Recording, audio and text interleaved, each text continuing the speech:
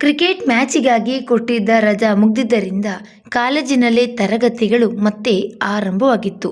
1 ತಿಂಗಳ ರಜೆಯ ನಂತರ ಹಿಂತಿರುಗಿ ಬಂದಿದ್ದ ಇಂಗ್ಲಿಷ್ ಅಧ್ಯಾಪಕರು ಬಿರುಸಿನಿಂದ ಪಾಠ ಹೇಳ್ಕೊಡ್ತಿದ್ರು. ವಿದ್ಯಾರ್ಥಿನಿಯರು ಆಸಕ್ತಿಯಿಂದ ಪಾಠ ಕೇಳ್ತಿದ್ರು.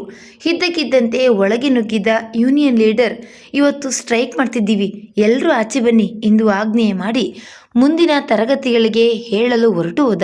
ಪಾಠ ಹೇಳ್ಕೊಡ್ತಿದ್ದ ಅಧ್ಯಾಪಕರು ಯಾಕೆ ಏನು ಎಂದು ವಿಚಾರಿಸೋದ್ರೊಳಗೆ ವಿದ್ಯಾರ್ಥಿಗಳೆಲ್ಲರೂ ಹೊರಗೆ ಹೋಗಿ ಆಗಿತ್ತು. ಹೀಗೆ ಆಚೆ ಬಂದ ಸುರೇಶ್ ಕಳವಳದಿಂದ ಅವನ ಆಪ್ತ ಮಿತ್ರ ಶೇಖರ್ಗೆ ಹೇಳ್ದ, ಏನು ಶೇಖರ್, ಯಾವಾಗಲೂ ಸ್ಟ್ರೈಕು ಬಂದು ಅಂತ ಕಾಲೇಜ್ ನಡೆದಿದ್ರೆ ನಾವು ಯಾವಾಗಲೂ ಪದವೀಧರರಾಗೋದು, ಯಾವಾಗ ಕೆಲಸಕ್ಕೆ ಸೇರ್ಕೊಳ್ಳೋದು, ಯಾವಾಗ ನಮ್ಮ ಅಪ್ಪ ಅಮ್ಮನ ಸಾಕೋದು. ಶೇಖರ್ ನಗುತ್ತಾ, ಎಲ್ಲ ಹುಡುಗರ ಗತಿನೂ ಇದೇ ಆಗಿರುವಾಗ ನಾವಿಬ್ರೇನು ಸ್ಪೆಷಲ್ಲು, ನಾವು ಕೆಲಸಕ್ಕೆ ಸೇರ್ಕೊಳ್ಳೋ ಹೊತ್ತಿಗೆ ರಿಟೈರ್ ಆಗೋ ವಯಸ್ಸಾಗಿರುತ್ತೆ, ಹಾಯಾಗಿ ಪೆನ್ಷನ್ ತಗೊಂಡು ಮನೇಲಿ ಹಾಯಾಗಿರೋಣ. ಅದ್ಬಿಡೋ, ಈಗ ಹೇಗೂ ಸಮಯ ಇದೆ, ಯಾವುದಾದ್ರೂ ಸಿನಿಮಾಗೆ ಹೋಗೋಣವಾ, ನಿನ್ನ ಹತ್ರ ಎಷ್ಟು ದುಡ್ಡಿದೆ ನೋಡು, ನನ್ನ ಹತ್ರ 50 ರೂಪಾಯಿ ಇದೆ ಎನ್ನುತ್ತಾ ಜೇಬಿನಿಂದ ದುಡ್ಡನ್ನು ತೆಗೆದ. ನನ್ನ ಹತ್ರ 10 ರೂಪಾಯಿ ಇದೆ ಅಷ್ಟೇ. ಇದ್ದ ದುಡ್ಡೆಲ್ಲ ನಮ್ಮ ಅಮ್ಮನಿಗೆ ಔಷಧಿ ತರೋಕ್ಕೆ ಖರ್ಚಾಯಿತು. ಈಗ ಸಿನಿಮಾಗೆ ಹೋಗ್ತಿದ್ದೀವಿ ಅಂತ ನಮ್ಮ ಅಪ್ಪನಿಗೇನಾದರೂ ಗೊತ್ತಾದರೆ ಚರ್ಮ ಸುಳಿದು ಬಿಡ್ತಾರಷ್ಟೇ. ನಿಮ್ಮಪ್ಪ ಏನು ಶ್ರೀಮಂತ ಅಂತ ತಿಳ್ಕೊಂಡ್ಯಾ, ಖರ್ಚು ಮಾಡೋಕ್ಕೆ ದುಡ್ಡೆಲ್ಲಿದೆ ಅಂತ ಲೆಕ್ಚರೇ ಆರಂಭಿಸ್ಬಿಡ್ತಾರೆ.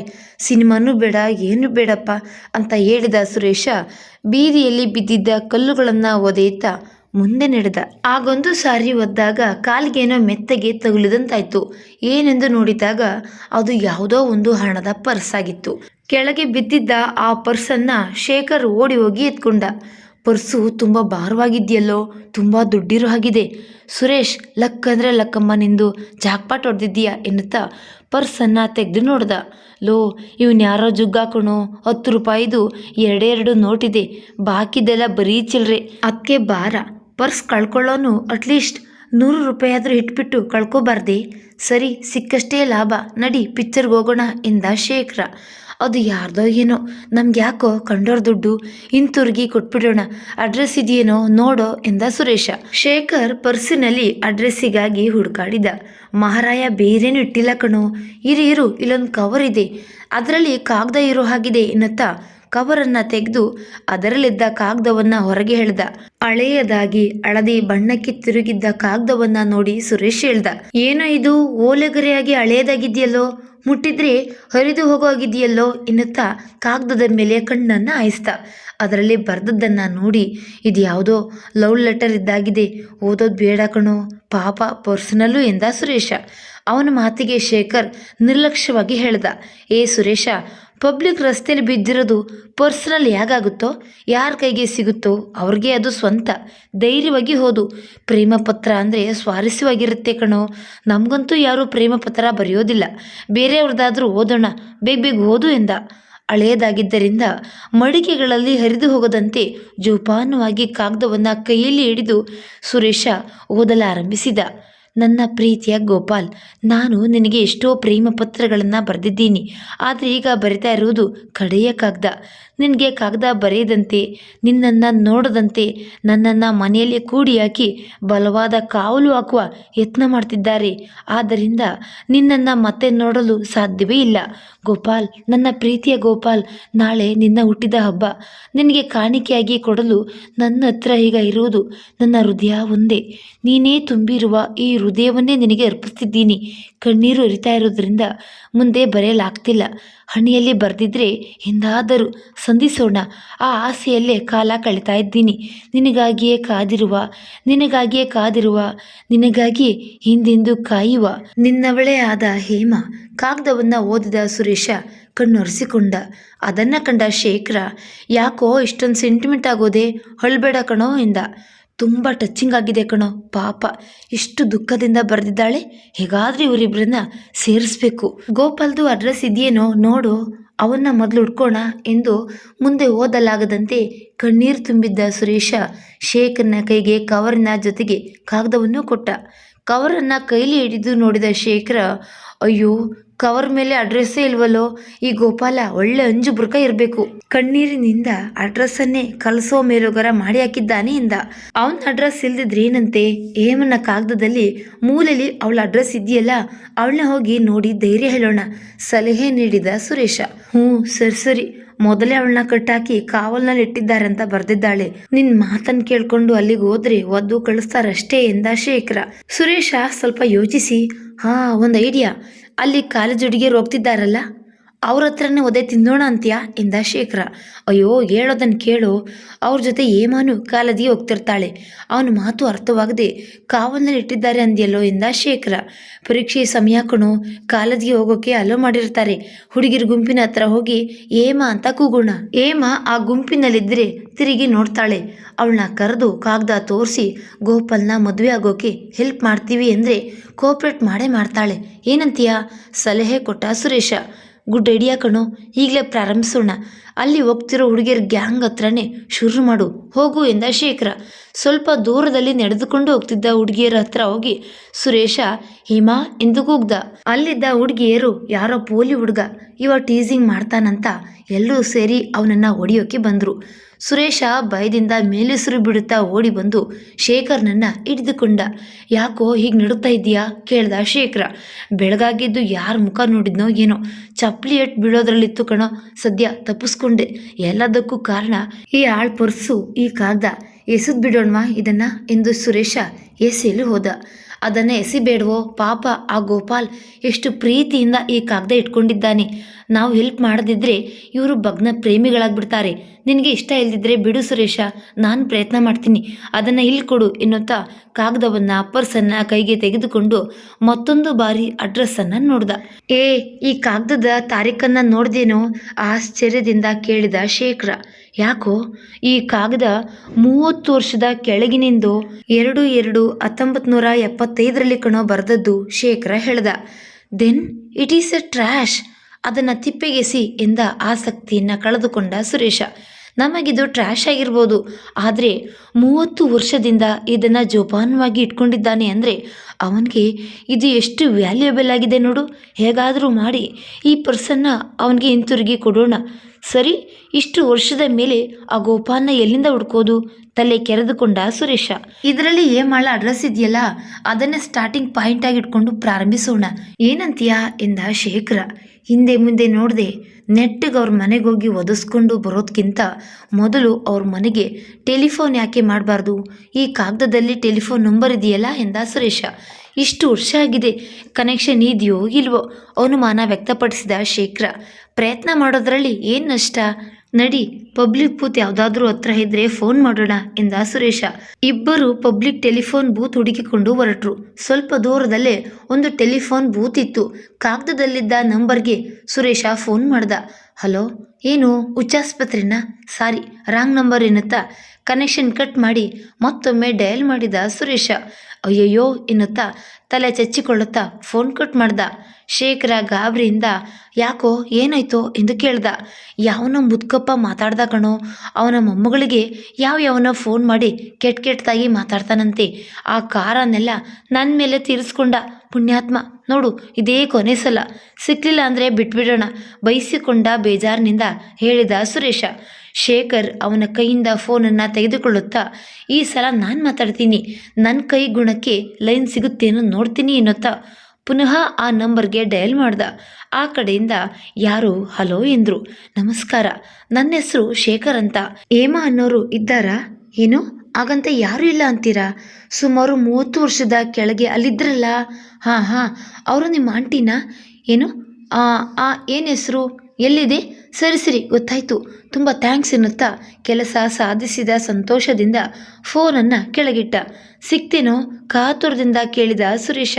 ಸಕ್ಸಸ್ ಕಣಮ್ಮ, ಆದರೆ ಆಕೆ ಅಲ್ಲಿಲ್ಲ.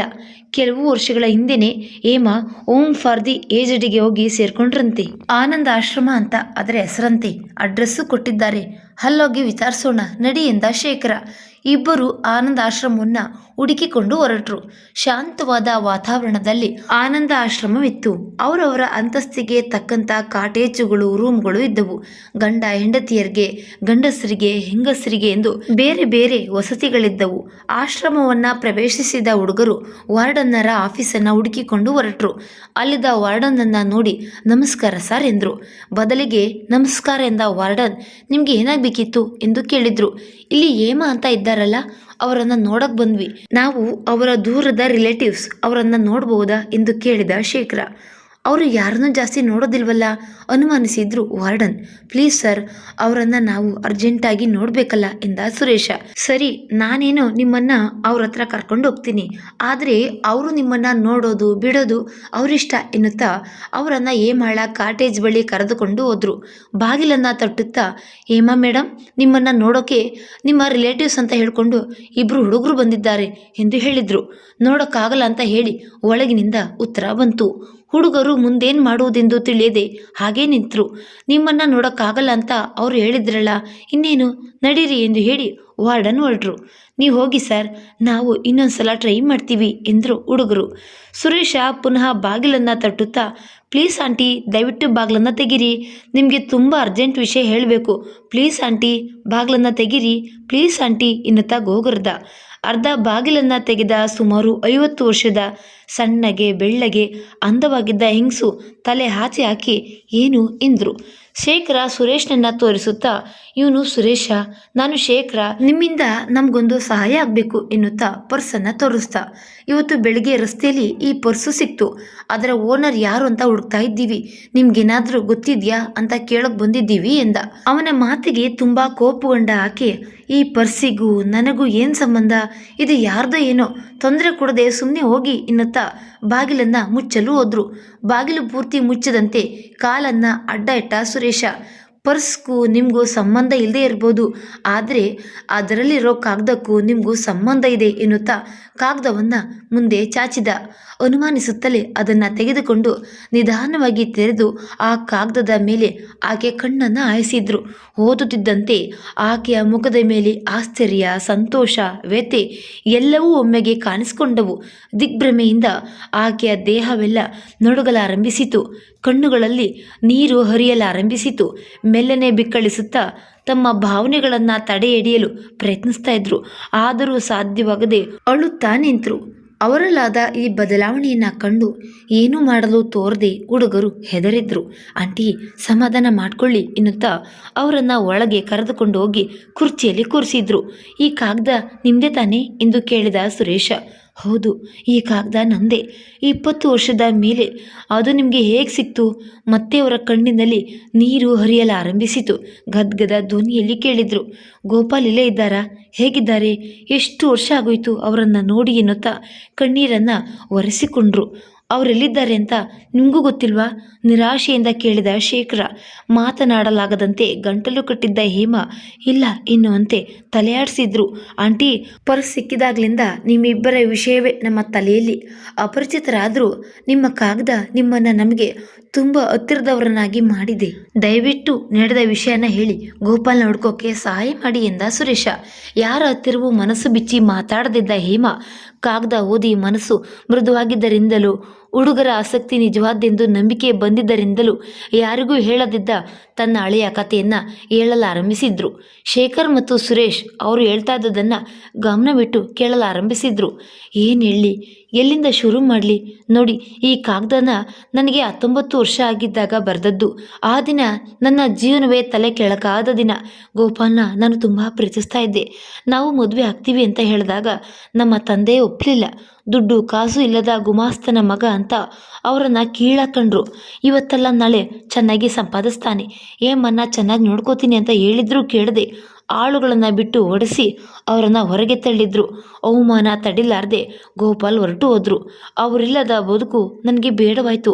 ಈ ಕಾಗದಾನ ಆ ದುಃಖದಲ್ಲೇ ನಾನು ಬರೆದದ್ದು. ಅವತ್ತೇ ಕೊನೆ. ಇದುವರೆಗೂ ನಾನು ಗೋಪಾಲ್ನ ಮತ್ತೆ ನೋಡಲೇ ಇಲ್ಲ. ಕಣ್ಣನ್ನು ಒರೆಸಿಕೊಳ್ಳುತ್ತಾ ಹೇಳಿದ್ರು ಹೇಮಾ. ನೀವು ಯಾಕೆ ಬೇರೆ ಯಾರನ್ನೂ ಮದುವೆ ಆಗಲಿಲ್ಲ? ಕುತೂಹಲದಿಂದ ಕೇಳಿದ ಶೇಖರ. ಎಷ್ಟೋ ಆಫರ್ಸ್ ಬಂತು, ಆದರೆ ಯಾಕೋ ಯಾರೂ ನನ್ನ ಗೋಪಾಲ್ ಸಮ ಇಲ್ಲ ಅನ್ನಿಸ್ತು. ಎಷ್ಟು ಪ್ರಯತ್ನ ಪಟ್ಟರೂ ಅವರನ್ನು ಮರೆಯೋಕೆ ನನ್ನಿಂದ ಸಾಧ್ಯ ಆಗಲಿಲ್ಲ. ಚಿಕ್ಕ ವಯಸ್ಸಿನಲ್ಲಿ ಇದೆಲ್ಲ ನಿಮಗೆ ಅರ್ಥ ಆಗೋಲ್ಲ ಬಿಡಿ ಎನ್ನುತ್ತಾ ಹೇಮ ನಿಟ್ಟುಸಿರನ್ನು ಬಿಟ್ಟರು. ಆದರೆ ನೀವೇಕೆ ಇಲ್ಲಿಗೆ ಬಂದಿದ್ದೀರಿ? ನಿಮ್ಮ ಸಂಬಂಧದವರು ಯಾರೂ ಇಲ್ವೇ ಕೇಳಿದ ಸುರೇಶ. ಎಲ್ಲರೂ ಇದ್ದಾರೆ, ಅಣ್ಣ, ತಮ್ಮ, ತಂಗಿ, ತಾಯಿ. ಗೋಪಾಲ್ ನೆನಪಿನಲ್ಲಿ ಯಾರನ್ನೂ ಮದುವೆ ಆಗದಿದ್ದ ನನಗೆ ಬೇಕಾದಷ್ಟು ಕಿರುಕುಳ ಕೊಟ್ಟರು. ನನ್ನನ್ನು ಕಂಡ್ರೆ ಎಲ್ಲರಿಗೂ ಅಸಡ್ಡೆ, ತಾಸಾರ. ನನ್ನ ಜಾಗದಲ್ಲಿ ಬೇರೆ ಯಾರಾದರೂ ಇದ್ದಿದ್ರೆ ಆತ್ಮಹತ್ಯೆಯನ್ನು ಮಾಡ್ಕೊಂಡಿರ್ತಿದ್ರು. ಆದರೆ ಯಾಕೋ ನನಗೆ ಆ ಹೇಡಿತನಕ್ಕೆ ಮನಸ್ಸು ಬರಲಿಲ್ಲ. ಹೀಗೆ ಎಷ್ಟು ವರ್ಷಗಳು ಕಳೆದೋದ್ವು. ನನಗೆ ಗೊತ್ತಿಲ್ಲದೇನೆ ಮುದ್ಕಿನೂ ಆಗೋದೆ. ಈ ಕಾಗದ ಹಳೆಯ ಘಟನೆಗಳನ್ನೆಲ್ಲ ಮತ್ತೆ ಜ್ಞಾಪಕಕ್ಕೆ ತಂತು. ಗೋಪಾಲ್ದು ಪೂರ್ತಿ ಹೆಸರಾದರೂ ಹೇಳಿ ಹುಡ್ಕೋಕ್ಕೆ ಅನುಕೂಲ ಆಗುತ್ತೆ ಎಂದ ಶೇಖರ. ಅವರ ಪೂರ್ತಿ ಹೆಸರು ಗೋಪಾಲಕೃಷ್ಣ ಅಡಿಗ ಅಂತ. ME ಡಿಗ್ರಿ ಮಾಡಿದ್ರು. ನೋಡಪ್ಪ, ನಿನ್ನ ಹೆಸರೇನು ಎಂದು ಶೇಖರ್ನನ್ನು ಕೇಳಿದ್ರು. ನನ್ನ ಹೆಸರು ಶೇಖರ್, ಇವನ ಹೆಸರು ಸುರೇಶ್ ಎಂದ ಶೇಖರ. ಶೇಖರ್, ಸುರೇಶ್, ಈ ಪರ್ಸು ಇಲ್ಲಿ ಸಿಕ್ತು ಅಂದರೆ ಅವರು ಈ ಊರಿನಲ್ಲೇ ಎಲ್ಲೋ ಇರಬೇಕು. ಅವ್ರನ್ನ ಪತ್ತೆ ಹಚ್ಚಿದ್ರೆ ನನಗೆ ವಿಷಯ ತಿಳಿಸ್ತೀರಾ? ಕೇಳೋ ಬೇಡವೋ ಎಂದು ಅನುಮಾನಿಸುತ್ತಲೇ ಕೇಳಿದ್ರು ಹೇಮ. ಖಂಡಿತವಾಗಿ ತಿಳಿಸ್ತೀವಿ ಆಂಟಿ, ತಗೊಳ್ಳಿ ಈ ಪರ್ಸ್ನ, ಇದು ನಿಮ್ಮ ಹತ್ರನೇ ಇರಲಿ. ಅವರು ಸಿಕ್ಕಿದಾಗ ದಯವಿಟ್ಟು ಅವರಿಗೆ ನನ್ನ ಬಗ್ಗೆ ಹೇಳಬೇಡಿ. ಅವರು ಮದುವೆಯಾಗಿ ಹೆಂಡತಿ ಮಕ್ಕಳ ಜೊತೆ ಸುಖವಾಗಿರ್ತಾರೋ ಏನೋ. ಇಷ್ಟು ವರ್ಷ ಆದರೂ ಅವರ ನೆನಪಿನಲ್ಲೇ ನಾನಿರೋದನ್ನು ಕೇಳಿ ನಕ್ಕಾರು. ದುಃಖ ಮಿಶ್ರಿತ ಧ್ವನಿಯಲ್ಲಿ ಹೇಳಿ ನಕ್ಕರು ಹೇಮ. ನೀವು ವರಿ ಮಾಡ್ಕೋಬೇಡಿ ಆಂಟಿ, ಹಾಗೇನಾದರೂ ಅವ್ರಿಗೆ ಮದುವೆ ಆಗಿದ್ರೆ ನಿಮ್ಮ ವಿಷಯ ಏನೂ ಹೇಳಲ್ಲ. ಬರ್ತೀವಿ ಆಂಟಿ ಎನ್ನುತ್ತಾ ಇಬ್ಬರು ಹೊರಟರು. ಹಿಂತಿರುಗಿ ನೋಡಿದಾಗ ಅಸಹಾಯಕಳಾಗಿ ಬಾಗಿಲಿಗೆ ಒರಗಿಕೊಂಡು ಒಂಟಿಯಾಗಿ ನಿಂತು ಅವರನ್ನೇ ನೋಡುತ್ತಿದ್ದ ಹೇಮಾಳನ್ನು ಕಂಡು ಪಾಪ ಎಂದ್ಕೊಂಡ್ರು. ವಾರ್ಡನ್ನ ನೋಡಿಬಿಟ್ಟು ಥ್ಯಾಂಕ್ಸ್ ಹೇಳ್ಬಿಟ್ಟು ಹೋಗೋಣ ಬಾರೋ ಎಂದ ಸುರೇಶ. ಇವರನ್ನು ಕಂಡೊಡನೆ ವಾರ್ಡನ್, ಹೇಮ ಅವರು ನಿಮ್ಮನ್ನು ನೋಡಿದ್ರಾ, ನಿಮ್ಮ ಜೊತೆ ಮಾತಾಡಿದ್ರಾ ಎಂದು ಕೇಳಿದರು. ಹೌದು ಸರ್, ನಿಮ್ಮ ಹೆಲ್ಪ್ಗೆ ತುಂಬ ಥ್ಯಾಂಕ್ಸ್ ಎಂದು ಹೇಳಿದರು. ವೆಲ್ಕಮ್ ಎಂದು ಹೇಳಿದ ವಾರ್ಡನ್ ದೂರದಲ್ಲಿ ಹೋಗ್ತಿದ್ದ ವಾಚ್ಮನ್ನನ್ನು ನೋಡಿ, ವಾಚ್ಮನ್ ಬಾ ಇಲ್ಲಿ ಎಂದು ಕೂಗಿದ್ರು. ಹತ್ತಿರ ಬಂದ ವಾಚ್ಮನ್, ಏನು ಸರ್ ಎಂದ. ಜೆಂಟ್ಸ್ ಸೆಕ್ಷನ್ನಲ್ಲಿರೋ ಮುದ್ಕಪ್ಪ ತನ್ನ ಪರ್ಸ್ ಕಳೆದೋಗಿದೆ ಅಂತ ಪುನಃ ಕಂಪ್ಲೇಂಟ್ ಕೊಟ್ಟಿದ್ದಾರೆ, ಎಲ್ಲಾದರೂ ಸಿಕ್ತೇನೋ ಹುಡುಕು ಎಂದರು ವಾರ್ಡನ್. ಪರ್ಸ್ ಎನ್ನುವ ಶಬ್ದ ಕಿವಿ ಮೇಲೆ ಬೀಳಲು ಸುರೇಶ್ ಕುತೂಹಲದಿಂದ ಏನದು ಸರ್ ಎಂದು ವಾರ್ಡನನ್ನು ಕೇಳ್ದ. 3 ತಿಂಗಳ ಕೆಳಗೆ ಒಬ್ಬ ಮುದುಕ ಜೆಂಟ್ಸ್ ಸೆಕ್ಷನ್ಗೆ ಸೇರ್ಕೊಂಡಿದ್ದಾರೆ. ತಮ್ಮ ಪರ್ಸನ್ನು ಕಳೆದುಕೊಳ್ತಾನೆ ಇರ್ತಾರೆ. ಅದನ್ನು ಹುಡುಕಿ ಕೊಡೋದೇ ನಮಗೊಂದು ಕೆಲಸ ಆಗಿಬಿಟ್ಟಿದೆ. ಅವರ ಸಹವಾಸ ಬೇಜಾರಾಗಿದೆ ಎಂದು ಗೊಣಗಿದ್ರು ವಾರ್ಡನ್. ಅವರ ಹೆಸರೇನು ಸರ್? ಆಸಕ್ತಿಯಿಂದ ಕೇಳಿದ ಶೇಖರ್. ಅದೆಂಥದ್ದು ಅಡಿಗನೋ ಪಡಿಗನೋ ಇರಬೇಕು ಎಂದರು ವಾರ್ಡನ್. ಈ ಪರ್ಸು ಅವ್ರದೇನಾ ನೋಡಿ ಎಂದು ತೋರಿಸಿದ ಶೇಖರ್. ಅದನ್ನು ಗುರುತಿಸಿದ ವಾರ್ಡನ್, ಮೈ ಗಾಡ್, ಇದೇನೆ ಕೊಡಿ, ಅವ್ರಿಗೆ ತಲುಪಿಸ್ಬಿಡ್ತೀನಿ. ಇದು ನಿಮ್ಮ ಕೈಗೆ ಹೇಗೆ ಸಿಕ್ತು ಎಂದರು. ಇದು ರಸ್ತೆಯಲ್ಲಿ ಬಿದ್ದಿತ್ತು, ಇದನ್ನು ನಾವೇ ಅವ್ರ ಕೈ ಕೊಡ್ತೀವಿ, ನಾವು ಅವರನ್ನು ನೋಡ್ಬೋದಾ ಎಂದು ಕೇಳಿದ ಶೇಖರ್. ಬನ್ನಿ ಅಕ್ಕೇನು ಎನ್ನುತ್ತಾ ಗಂಡಸರು ಇರುವ ವಸತಿಯ ಕಡೆಗೆ ಅವರನ್ನು ವಾರ್ಡನ್ ಕರೆದುಕೊಂಡು ಹೋದರು. ರೀಡಿಂಗ್ ರೂಮಿನಲ್ಲಿ ಪೇಪರ್ ಓದುತ್ತಾ ಕುಳಿತಿದ್ದ ಎತ್ತರಕ್ಕೆ ಸಣ್ಣಗೆ ಇದ್ದ, ವಯಸ್ಸಾಗಿದ್ದರೂ ತಲೆ ತುಂಬ ಇನ್ನು ಕಪ್ಪಗೆ ದಟ್ಟವಾಗಿ ಕೂದಲಿದ್ದವರ ಹತ್ತಿರ ಹೋಗಿ, ಮಿಸ್ಟರ್ ಅಡಿಗ, ನಿಮ್ಮನ್ನು ನೋಡೋಕೆ ಯಾರೋ ಬಂದಿದ್ದಾರೆ ಎಂದರು ವಾರ್ಡನ್. ನಮಸ್ಕಾರ ಎಂದರು ಸುರೇಶ್. ಶೇಖರ್ ಪೇಪರ್ ಓದುವುದರಲ್ಲಿ ಮಗ್ನರಾಗಿದ್ದ ಅವರು ತಮ್ಮನ್ನು ಡಿಸ್ಟರ್ಬ್ ಮಾಡಿದವರು ಯಾರೆಂದು ತಲೆ ಎತ್ತಿ ನೋಡಿ, ಯಾರು ನೀವು ಎಂದು ಕೇಳಿದರು. ನಾನು ಶೇಖರ್, ಇವನು ಸುರೇಶ. ನಿಮ್ಮ ಪರ್ಸ್ ಕಳೆದೋಗಿದೆಯಂತಲ್ಲ ವಾರ್ಡನ್ ಹೇಳಿದ್ರು. ಪರ್ಸಾ? ಹೌದೌದು, ಬೆಳಗ್ಗೆ ವಾಕಿಂಗ್ ಹೋಗಿದ್ದಾಗ ಎಲ್ಲೋ ಕಳೆದೋಯ್ತು, ಎಷ್ಟು ಹುಡುಕಿದ್ರೂ ಸಿಗಲಿಲ್ಲ ಎಂದರು ಗೋಪಾಲ್. ನಮಗೊಂದು ಪರ್ಸ್ ಸಿಕ್ಕಿದೆ, ಅದು ನಿಮ್ದ ಅಂತ ಕೇಳೋಕೆ ಬಂದ್ವಿ. ಪರ್ಸನ್ನು ತೋರಿಸೋ ಸುರೇಶ ಎಂದ ಶೇಖರ. ಆತುರದಿಂದ ಗೋಪಾಲ್, ಹೌದು ಹೌದು, ಇದು ನಂದೇ, ತಂದ್ಕೊಟ್ಟಿದ್ದಕ್ಕೆ ಥ್ಯಾಂಕ್ಸ್ ಎನ್ನುತ್ತಾ ಸುರೇಶನ ಕೈಯಲ್ಲಿದ್ದ ಪರ್ಸನ್ನು ಅವಸರವಾಗಿ ಕಿತ್ಕೊಂಡ್ರು. ಆತುರದಲ್ಲಿ ಪರ್ಸಲ್ಲಿದ್ದದನ್ನೆಲ್ಲ ಆಚೆಗೆ ತೆಗೆದು ಅದರೊಳಗೆ ಹುಡುಕುತ್ತಾ, ಅಯ್ಯೋ ಇದರಲ್ಲೇ ಇತ್ತು, ಎಲ್ಲೋ ಕಳ್ಕೊಂಡ್ಬಿಟ್ಟೆ ಎನ್ನುತ್ತಾ ಪರ್ಸನ್ನು ಹಿಂದೆ ಮುಂದೆ ತಿರುಗಿಸಿ ನೋಡಿದ್ರು. ಅವರ ಪರದಾಟವನ್ನು ನೋಡಲಾರದೆ ಶೇಖರ್, ಏನು ಹುಡುಕ್ತಿದ್ದೀರಿ ಸರ್ ಎಂದು ಕೇಳ್ದ. ಅಯ್ಯೋ, ಇದರಲ್ಲಿ ಒಂದು ಮುಖ್ಯವಾದ ಕಾಗದ ಇತ್ತು, ಎಲ್ಲೋ ಕಾಣ್ತಿಲ್ಲ, ಕಳ್ಕೊಂಬಿಟ್ಟೆ ಎನ್ನುತ್ತಾ ಪೇಚಾಡಿದ್ರು. ಸರ್, ನೀವೇನು ತಿಳಿದುಕೊಳ್ಳದೆ ಇದ್ದರೆ ಒಂದು ಮಾತು ಹೇಳ್ತೀನಿ. ನಿಮ್ಮ ಅಡ್ರೆಸ್ ಹುಡ್ಕೋಕ್ಕೋಸ್ಕರ ಅದರಲ್ಲಿದ್ದ ಕಾಗದ ಓದಿದ್ವಿ. ಕೋಪದಿಂದ ಮುಖವೆಲ್ಲ ಕೆಂಪಾಗಿ, ಏನು, ನನ್ನ ಪರ್ಸನಲ್ ಕಾಗದ ಓದಿದ್ರಾ? ಹೌ ಡೇರ್ ಯು ಎಂದು ರೇಗಿದ್ರು ಗೋಪಾಲ್. ಸಾರಿ ಸರ್, ಬೇರೆ ಮಾರ್ಗವೇ ಇಲ್ಲದೆ ಓದಬೇಕಾಯ್ತು ಕಾರಣ ಹೇಳುತ್ತಾ ಜೇಬಿನ ಇಟ್ಕೊಂಡಿದ್ದ ಕಾಗದವನ್ನು ಸುರೇಶ ತೆಗೆದುಕೊಟ್ಟ. ಅಮೂಲ್ಯವಾದ ವಸ್ತುವನ್ನು ತೆಗೆದುಕೊಳ್ಳುವಂತೆ ಆ ಕಾಗದವನ್ನು ಜೋಪಾನವಾಗಿ ತೆಗೆದುಕೊಂಡು, ನನ್ನ ಪ್ರಾಣ ಇರೋದೇ ಇದರಲ್ಲಿ, ಇದೇ ನನ್ನ ಜೊತೆಗಾತಿ, ನನ್ನ ಬಾಳಿನ ಸುಖ ದುಃಖ ಎಲ್ಲ, ನನಗೆ ತುಂಬ ಬೇಕಾದ್ದನ್ನು ಯಾವಾಗಲೂ ಕಳ್ಕೊತಾ ಇರೋ ನನಗೆ ಇದು ಹೋದಾಗ ನನ್ನ ಪ್ರಾಣನೇ ಹೋದಾಗಿತ್ತು. ಒಂಟಿಯಾಗಿರೋ ನನಗೆ ಈಗ ಉಳಿದಿರೋದು ಇದೊಂದೇ. ನಿಟ್ಟುಸಿರನ್ನ ಬಿಟ್ಟರು ಗೋಪಾಲ್. ಯಾಕೆ ಸರ್, ನಿಮಗೆ ಹೆಂಡತಿ ಮಕ್ಕಳು ಎಲ್ಲ ಇಲ್ವೇ? ಎಲ್ಲಿದ್ದೀರಿ ಕೇಳಿದ ಸುರೇಶ. ಮದುವೆ ಆಗಿದ್ರೆ ತಾನಪ್ಪ ಹೆಂಡತಿ ಮಕ್ಕಳು ಎಲ್ಲ. ನನ್ನ ಜೀವನದಲ್ಲಾದ ಡಿಸಪಾಯಿಂಟ್ಮೆಂಟಿಂದ ನಾನು ಮದುವೆನೇ ಮಾಡ್ಕೊಳ್ಳಿಲ್ಲ, ಅದಕ್ಕೆ ಇಲ್ಲಿದ್ದೀನಿ ಎಂದರು ಗೋಪಾಲ್. ಅಲ್ಲ ಸರ್, ನೀವು ಹೇಮಾರನ್ನ ಪುನಃ ಯಾಕೆ ನೋಡೋಕೆ ಹೋಗಲಿಲ್ಲ? ಅದೊಂದು ದೊಡ್ಡ ಕಥೆನಪ್ಪ. ಹೇಮಾಳ ತಂದೆ ಮಾಡಿದ ಅವಮಾನ ತಡೆಲಾರದೆ ಈ ದೇಶನೇ ಬಿಟ್ಟು ಆಫ್ರಿಕಾಕ್ಕೆ ಹೊರಟೋದೆ. ಎಷ್ಟೋ ಸಲ ಹೇಮಾಗೆ ಕಾಗದ ಬರೆದೆ, ಅವಳಿಂದ ಉತ್ತರನೇ ಬರಲಿಲ್ಲ. ನನಗೂ 4-5 ವರ್ಷ ಹಿಂತಿರುಗಿ ಬರೋಕ್ಕೆ ಆಗಲಿಲ್ಲ. ಹಿಂತಿರುಗಿ ಬಂದಮೇಲೆ ಅವಳಿಗೆ ಮದುವೆಯಾಗಿ ಗಂಡ ಮಕ್ಕಳ ಜೊತೆ ಆಯಿಗಿರ್ತಾಳೆ. ಅವಳ ಎದುರಿಗೋಗಿ ಹಿಂದಿನದನ್ನೆಲ್ಲ ಕೆತ್ಕಿ ಅವಳ ಬಾಳನ್ನು ಹಾಳು ಮಾಡಬಾರ್ದು ಅಂತ ಅವಳನ್ನು ನೋಡಬೇಕು ಅನ್ನೋ ನನ್ನ ಆಸೆಯನ್ನೆಲ್ಲ ಅದ್ಮಿಟ್ಟೆ. ಆದರೆ ನನಗೆ ಅವಳನ್ನು ಮರೆಯೋಕ್ಕಾಗಲಿಲ್ಲ. I just could not forget her. ಕೊನೆಯ ದಿನ ಅವಳು ಅಳ್ತಾ ಹೇಳಿದ, ನಾನು ನಿನ್ನ ಮರೆಯೋದಿಲ್ಲ, ನನ್ನ ಜೀವ ಇರೋವರೆಗೂ ನಿನಗಾಗಿ ಕಾದಿರ್ತೀನಿ ಅಂತ ಅಂದ ಮಾತು ಈಗಲೂ ನನ್ನ ಕಿವಿಲಿ ಹಾಗೆ ನಿಂತುಬಿಟ್ಟಿದೆ. ಹೋ, ನನ್ನ ಜೀವನನೇ ಒಂದು ದುರಂತ ಕತೆ ಬಿಡಿ ಎಂದು ನಿಟ್ಟುಸಿರನ್ನ ಬಿಟ್ಟರು. ಸರ್, ನಿಮ್ಮ ಜೀವನನ ನಾವು ಸುಖಾಂತ ಮಾಡಿದ್ರೆ ಕೇಳಿದ ಶೇಖರ್. ಏನು ಹೇಳ್ತಿದ್ದೀರಿ ಕೇಳಿದ್ರು ಗೋಪಾಲ್. ಹೇಮಾರ್ ಅವರನ್ನ ನಾವು ನಿಮಗೆ ತೋರಿಸಿದ್ರೆ ಏನು ಕೊಡ್ತೀರಿ ಎಂದ ಶೇಖರ. ಆ ಮಾತನ್ನ ಕೇಳಿ ಉದ್ರೇಕಗೊಂಡ ಗೋಪಾಲ್, ಎನಿಥಿಂಗ್ ಯು ವಾಂಟ್, ನೀವೇನು ಕೇಳಿದ್ರು ಅದು ಎಂದವರು ಅಷ್ಟೇ ಬೇಗ ನಿರಾಶೆ ಹೊಂದಿ, ಈಗ ಅವಳು ಎಲ್ಲಿದ್ದಾಳೋ ಹೇಗಿದ್ದಾಳೋ ನನ್ನ ಜ್ಞಾಪಕ ಇದೆಯೋ ಇಲ್ವೋ ಎಂದು ಕೊರಗಿನಿಂದ ಹೇಳಿದ್ರು. ಬೈ ಕೋಇನ್ಸಿಡೆನ್ಸ್ ಅವರು ಕೂಡ ಇಲ್ಲೇ ಹೆಂಗಸರ ಸೆಕ್ಷನ್ನಲ್ಲಿ ಇದ್ದಾರೆ ಸರ್ ಎಂದ ಸುರೇಶ. ಏನು ಹೇಳ್ತಿದ್ದೀಯಾ? ಅವರು ಇಲ್ಲೇ ಇದ್ದಾರಾ? ನಾನು ಇಲ್ಲೇ ಇದ್ದೀನಿ, ಒಂದ್ಸಲವೂ ನನ್ನ ಕಣ್ಣಿಗೆ ಬೀಳಿಲ್ವಲ್ಲ, ನಿಮ್ಮ ಮಾತಿನಲ್ಲಿ ನನಗೆ ನಂಬಿಕೆ ಇಲ್ಲ ಎಂದರು ಗೋಪಾಲ್. ನಾವು ಹೇಳ್ತಿರೋದು 100% ನಿಜ ಸರ್. ಅವರನ್ನು ಸ್ವಂತದವರು ಯಾರೂ ನೋಡ್ಕೊಳ್ದೇ ಇದ್ದಿದ್ದರಿಂದ ಕೆಲವು ವರ್ಷಗಳಿಂದ ಅವರು ಇಲ್ಲೇ ಇದ್ದಾರೆ. ನಿಮ್ಮ ನೆನಪಿನಲ್ಲಿ ಅವರೂ ಸಹ ಮದುವೆ ಮಾಡ್ಕೊಳ್ದೇ ಇದ್ದಾರೆ ಸರ್ ಎಂದ ಸುರೇಶ. ಆ ಮಾತನ್ನು ನಂಬಲಾರದೆ ಚಕಿತರಾದ ಅವರು, ಈಸ್ ಇಟ್, ಹೇಮನ್ನು ಮದುವೆ ಮಾಡ್ಕೊಂಡಿಲ್ವಾ? ನೋಡಿಪ್ಪ, I am an old man, ಜೀವನದಲ್ಲಿ ಬಹಳ ನೊಂದಿದ್ದೀನಿ, ತಮಾಷೆ ಮಾಡ್ತಿಲ್ಲ ತಾನೇ ಎಂದು ಮತ್ತೆ ಎಲ್ಲಿ ಮೋಸ ಹೋಗ್ತೀನೇನೋ ಎನ್ನುವ ಭಯದಲ್ಲೇ ಕೇಳಿದ್ರು ಗೋಪಾಲ್. ಇಲ್ಲ ಸರ್, ನಿಜವಾಗ್ಲೂ ಹೇಮಾ ಇಲ್ಲೇ ಇದ್ದಾರೆ, ಬನ್ನಿ ಅವರನ್ನು ತೋರಿಸ್ತೀವಿ ಎನ್ನುತ್ತಾ ಗೋಪಾಲನ್ನು ಕರೆದುಕೊಂಡು ಹೇಮಾಳ ಕಾಟೇಜಿನತ್ತ ಹೊರಟರು. ಒಡೆದುಕೊಳ್ಳುತ್ತಿದ್ದ ಹೃದಯವನ್ನು ಅದಕ್ಕೆ ತಂದುಕೊಳ್ಳುತ್ತಾ ಗೋಪಾಲ್ ಅವರನ್ನು ಹಿಂಬಾಲಿಸಿದ್ರು. ಸುರೇಶ್ ಬಾಗಿಲು ತೊಟ್ಟುತ್ತಾ, ಶೇಖರ್ ಸುರೇಶ್ ಬಂದಿದ್ದೀವಿ ಮೇಡಮ್ ಎಂದಾಗ, ಈಗಷ್ಟೇ ಬಂದು ಹೋಗಿದ್ದ ಹುಡುಗರು ಮತ್ತೆ ಏಕೆ ಪುನಃ ಬಂದ್ರು ಎನ್ನುವ ಸಂದೇಹದಿಂದ ಹೇಮಾ ಬಾಗ್ಲನ್ನು ತೆರೆದ್ರು. ಸುರೇಶ ಮತ್ತು ಶೇಖರ್ ಇಬ್ರು ಒಟ್ಟಿಗೆ, ಆಂಟಿ ನಿಮಗೆ ಒಂದು ಸರ್ಪ್ರೈಸ್ ಪ್ರೆಸೆಂಟ್ ತಂದಿದ್ದೀವಿ ನೋಡಿ ಎನ್ನುತ್ತಾ ಅವರ ಹಿಂದೆ ನಿಂತಿದ್ದ ಗೋಪಾಲನ್ನ ತೋರಿಸಿದ್ರು. ಅನೇಕ ವರ್ಷಗಳ ನಂತರ ಗೋಪಾಲನ್ನ ನೋಡಿದ ಹೇಮಾ ಕ್ಷಣ ಕಾಲ ಸ್ತಂಭಿತರಾಗಿ ನಿಂತರು. ನಂತರ ಸಾವರಿಸಿಕೊಂಡು ಒಬ್ಬರನ್ನೊಬ್ಬರು ನೋಡಿದ ಉದ್ರೇಕದಲ್ಲಿ ಕಂಪಿತ ಧ್ವನಿಯಲ್ಲಿ, ಗೋಪಾಲ್, ನಿಜವಾಗ್ಲೂ ನೀವೇನಾ? ಕನಸಲ್ಲ ತಾನೇ ಎಂದರು. ಇಲ್ಲ ಹೇಮಾ, ನಿಜವಾಗ್ಲೂ ನಾನೇ ಎಂದರು ಗೋಪಾಲ್. ಎಷ್ಟು ವರ್ಷಗಳ ಮೇಲೆ ಸಂಧಿಸ್ತಾ ಇದ್ದೀವಿ ಗೋಪಾಲ್, ನನ್ನ ಜ್ಞಾಪಕ ಇದೆಯಾ ಕೇಳಿದಳು ಹೇಮಾ. ಮರೆಯೋಕೆ ಹೇಗೆ ಸಾಧ್ಯ Hema, I am lived for this day ಎಂದರು ಗೋಪಾಲ್. ಅವರಿಬ್ಬರ ಧ್ವನಿಯಲ್ಲಿ ಸಂತೋಷ ತುಳುಕುತ್ತಿತ್ತು. ಹುಡುಗರಿಬ್ಬರು ಇದ್ದುದರಿಂದ ಸ್ವಂತ ವಿಷಯಗಳನ್ನು ಮಾತಾಡಲಾಗದೆ ಅವರಿಬ್ಬರು ಮೌನವಾಗಿ ನಿಂತರು. ಆಂಟಿ, ಅಂಕಲ್, ನೀವಿಬ್ಬರು ಮಾತಾಡ್ಕೊಳ್ಳಿ, ನಾವು ಹೋಗಿ ಬರ್ತೀವಿ, ಗುಡ್ ಲಕ್ ಎಂದ ಶೇಖರ್. ಬಾಗಿಲು ಮುಚ್ಚಿ ಇಬ್ಬರು ಹೊರಟರು. ಅವರು ಹೋದ ಎಷ್ಟೋ ಹೊತ್ತಿನವರೆಗೆ ಗೋಪಾಲ್ ಮತ್ತು ಹೇಮಾಳ ಮಾತು ಮುಂದುವರೆದಿತ್ತು. 2 ದಿನಗಳ ಮೇಲೆ ಸುರೇಶ್ ಗೋಪಾಲ್ಗೆ ಫೋನ್ ಮಾಡಿ, ಅಂಕಲ್ ಸುದ್ದಿ ಏನು ಎಂದು ಕೇಳ್ದ. ಭಾನುವಾರ 4 ಗಂಟೆಗೆ ಹೇಮಾಳ ಕಾಟೇಜಿಗೆ ಬನ್ನಿ, ನಾವು ನಿಮಗೆ ಒಳ್ಳೆ ಸುದ್ದಿ ಹೇಳ್ತೀವಿ ಎಂದರು ಗೋಪಾಲ್. ಹುಡುಗರು ಕಾತುರದಿಂದ ಕಾಯ್ತಿದ್ದ ಭಾನುವಾರ ಬಂತು.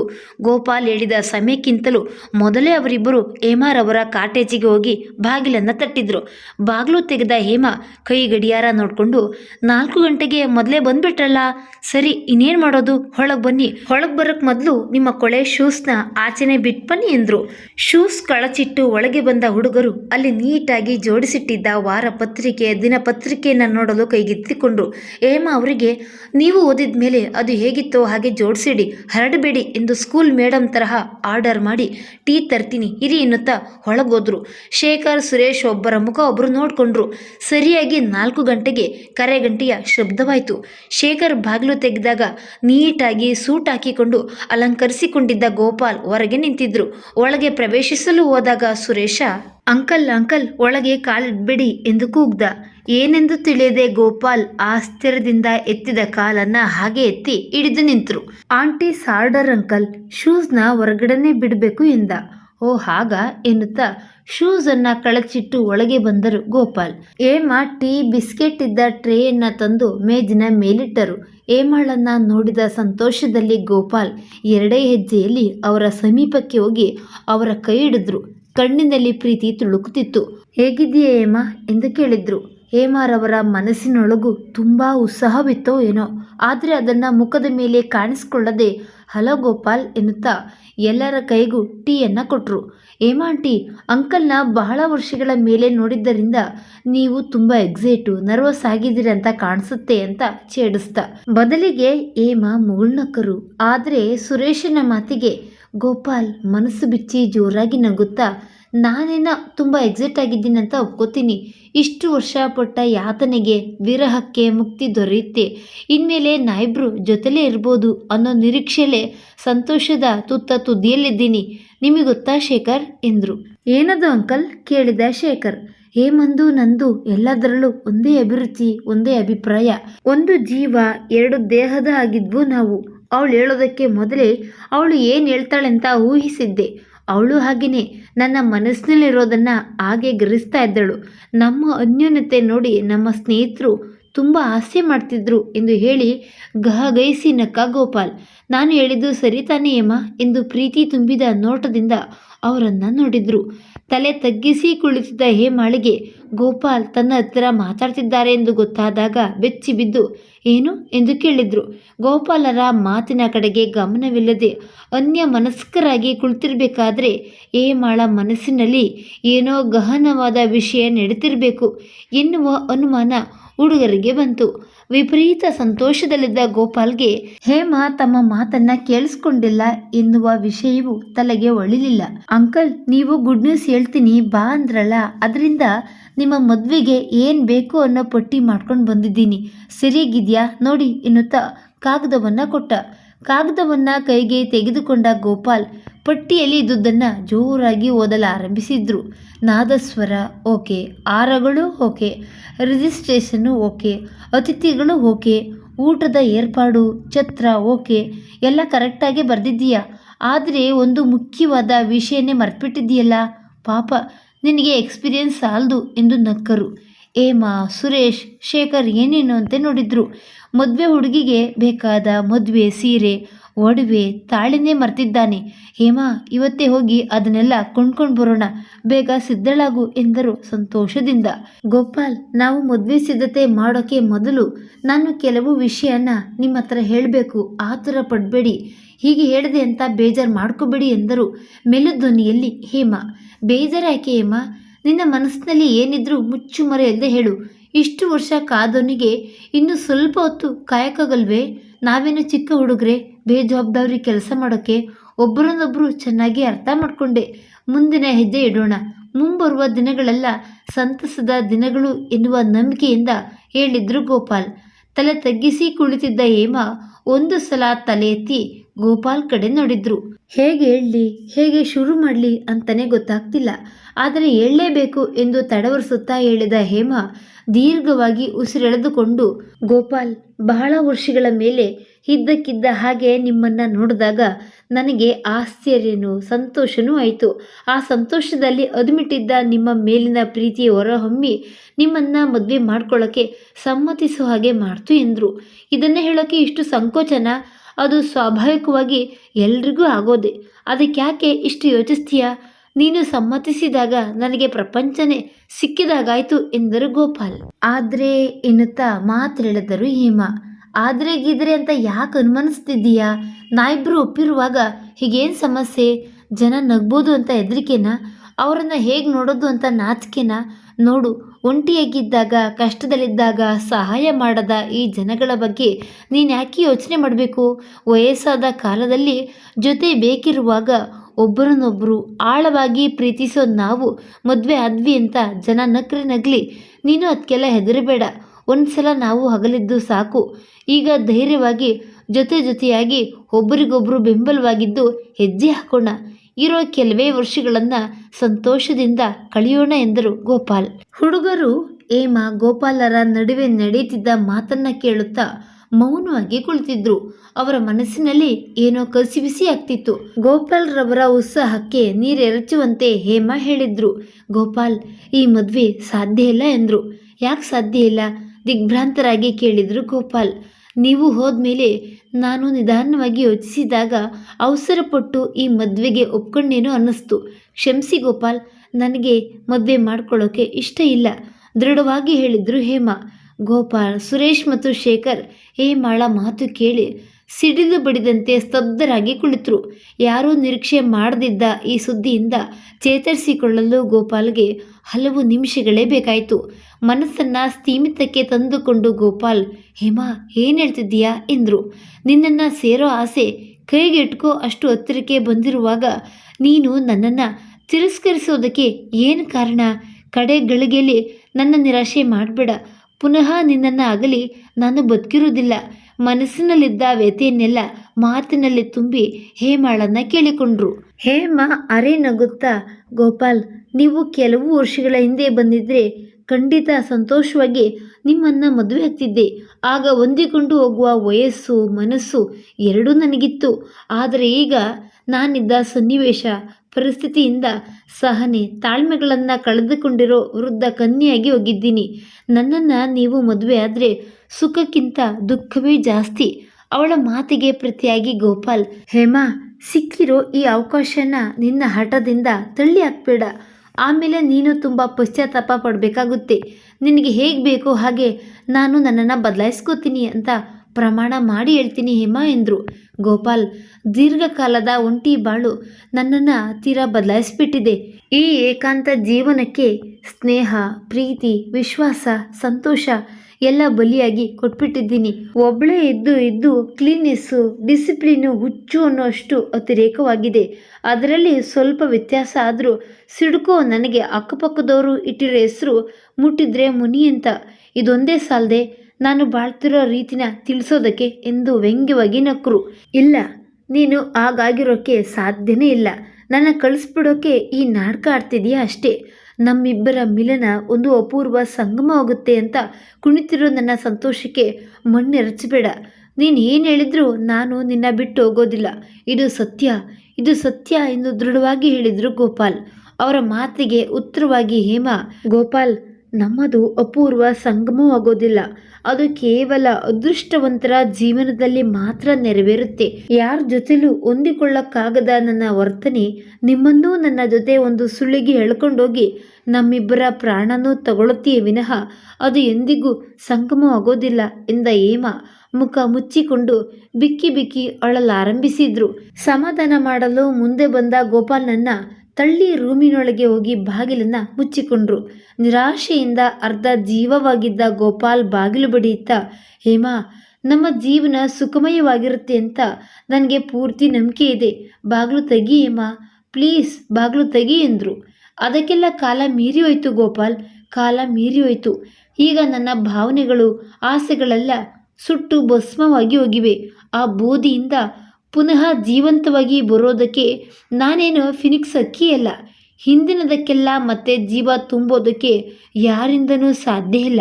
ಯಾವ ರೀತಿಯಲ್ಲೂ ನಿಮಗೆ ಹೆಂಡತಿಯಾಗಲು ಯೋಗ್ಯಳಲ್ಲದ ನನ್ನನ್ನು ಕೆಟ್ಟ ಕನಸು ಅಂದ್ಕೊಂಡು ಮರ್ತ್ಬಿಡಿ. ನಮ್ಮಿಬ್ಬರ ದಾರಿ ಬೇರೆ ಬೇರೆ. ಮತ್ತೆ ನಿಮ್ಮನ್ನು ನೋಡುವ ಶಕ್ತಿ ನನಗಿಲ್ಲ. ದಯವಿಟ್ಟು ಹೊರಟೋಗಿ ಎಂದು ಬೇಡಿಕೊಂಡರು ಹೇಮಾ. ಗೋಪಾಲ್ಗೆ ಹೇಮಾ ತನ್ನ ನಿರ್ಧಾರವನ್ನು ಬದಲಾಯಿಸುವುದಿಲ್ಲ ಎಂದು ಖಚಿತವಾಗಿ ಗೊತ್ತಾಯಿತು. ದುಃಖ ತಡೆಯಲಾರದೆ ಅಲ್ಲೇ ಇದ್ದ ಕುರ್ಚಿಯಲ್ಲಿ ಕುಸಿದ್ರು. 30 ವರ್ಷಗಳಿಂದ ಭದ್ರವಾಗಿಟ್ಕೊಂಡಿದ್ದ ನಿನಗಾಗಿ ನಾನು ಕಾದಿರುತ್ತೇನೆ. ಆ ಆಸೆಯಲ್ಲೇ ಕಾಲ ಕಳೆಯುತ್ತೇನೆ. ನಿನ್ನ ಹೇಮಾ ಎಂದು ಚೀರಿ ಹೇಳುತ್ತಿದ್ದ ಕಾಗದ ದಿಕ್ಕಿಲ್ಲದೆ ಕೆಳಗೆ ಬಿದ್ದಿತ್ತು. ಸಂತೋಷದಿಂದ ಗರಿಗೆದರಿ ಹಾರಾಡಬೇಕಾಗಿದ್ದ ಹಕ್ಕಿಗಳೆರಡು ರೆಕ್ಕೆ ಮುರಿದು ಭಾವನೆಗಳೆಂಬ ತಮ್ಮ ತಮ್ಮ ಸೆರೆಮನೆಗಳಲ್ಲಿ ಬಂದಿಯಾಗಿ ಸಂಕಟ ಪಡ್ತಿತ್ತು.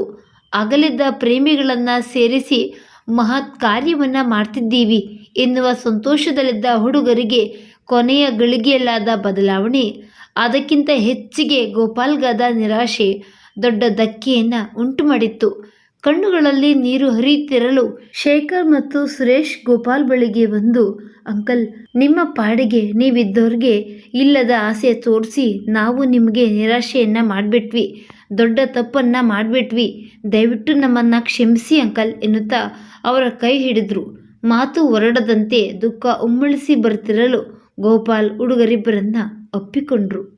ಮತ್ತೊಂದು ಕಥೆಯೊಂದಿಗೆ ಭೇಟಿಯಾಗೋಣ. ಧನ್ಯವಾದಗಳು.